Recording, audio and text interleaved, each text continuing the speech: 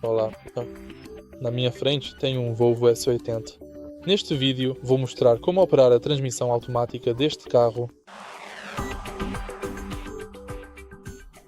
No início, pressione o freio e mantenha pressionado. E agora você pode mudar de estacionamento para ré pressionando o botão localizado na frente da alavanca de câmbio.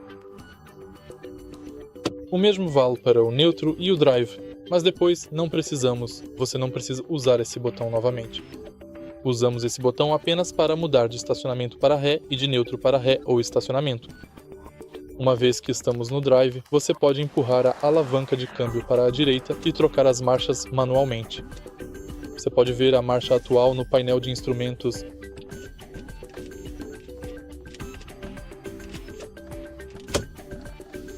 Se você achou este vídeo útil, por favor, deixe um like, comente e se inscreva no canal.